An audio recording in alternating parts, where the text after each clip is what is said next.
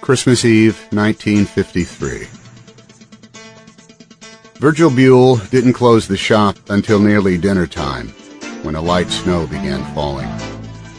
The road back home was slick and getting slicker, so he drove slowly, wonderfully easy to do in the Plymouth with the Power Flight automatic transmission. No clutch, no shifting, an engineering marvel. Skidding off the icy road and getting stuck in the snow would be a disaster tonight. In the Plymouth's trunk were the treasures due in the morning from Santa, kept hidden and undiscovered there since the kids had declared their wishes weeks ago. Those presents had to be under the tree in a few hours, and transferring them from the trunk of a snowbound car to the cab of a tow truck would alter Christmas Eve horribly. The drive home took longer than usual, sure, but the length of the trip did not bother Virgil. The cold was what he hated. Power flight or not, he often cursed the folks at Plymouth who were unable to build a car with a heater worth a damn. By the time he slowly pulled up to the house and the yellow spread of the headlamps played on the screen of the back porch, and there was the hush of tires coming to a stop on the gravel drive, he was aching slightly from the cold. Virgil had to be extra careful not to slip on the front walkway, as he had done too many times before. But he still got inside the house as fast as a working man could. As he stamped the snow off his overshoes and hung up his layers of warm clothing, Virgil's body softened in the warmth pumping up from the cellar through the grates. After buying the house, he self-installed a furnace that was far oversized for the modest home.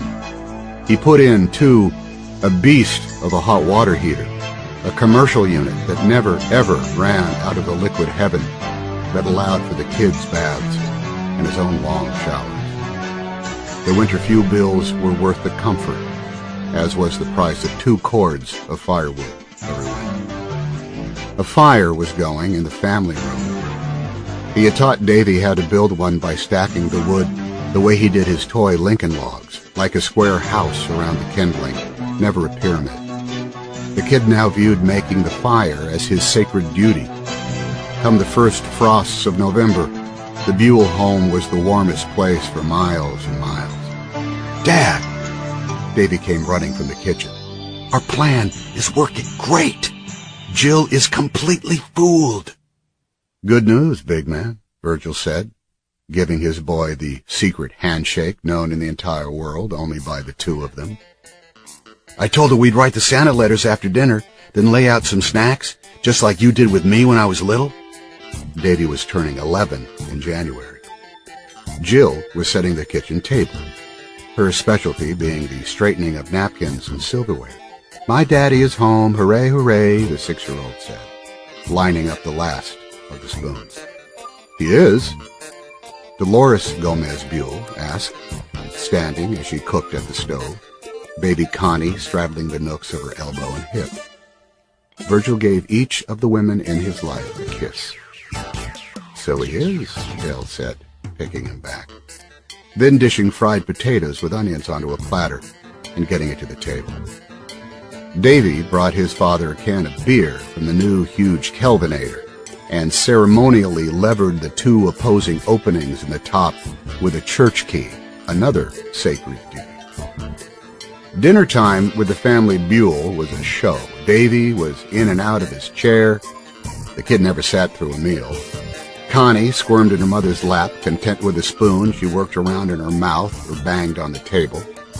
Dell cut food for the kids, wiped up spills, placed bits of mashed up potato into Connie's mouth, and occasionally had a bite herself. Virgil ate slowly, never repeating a bite of any one food, but working his fork around his plate in a circle as he enjoyed the theater that was his family. "I'm telling you, Santa needs only 3 cookies," Davy was explaining for Jill's sake the facts surrounding the evening's expected visitor. "And he never finishes a whole glass of milk. He's got so much to do. Right, Dad?" "So I hear," Virgil gave his son a wink that Davy tried to return, but he could only scrunch up the one side of his face to force one eye closed. "Anyway, everyone leaves him the same snack. Everyone? Jill asked. Everyone. I can't figure out when he comes. When does he show up? Jill needed to know. Not at all if you don't touch your dinner. Dell tapped Jill's plate with her fork and separated some of her potato from her meat. Bites get Santa here sooner. Right when we all go to bed? Jill asked. We have to be sleeping, right? Could be any time between bedtime and when we wake up. Davy had answers for every one of his sister's queries. Since he had figured out the deal with Santa over the summer, Davy had assigned himself the task of keeping his little sister a believer. That could be hours. If his milk sits out too long, it'll go bad. He can make it cold with just a touch. He just sticks his finger in a glass of warm milk and does a whooshy thing and boom, cold milk. Jill found that fact amazing. He must drink a lot of milk. After dinner, Virgil and the kids did KP, Jill standing on a chair over the sink, drying the forks and spoons one by one, while Dell was upstairs putting the baby down and grabbing a short, much-needed nap.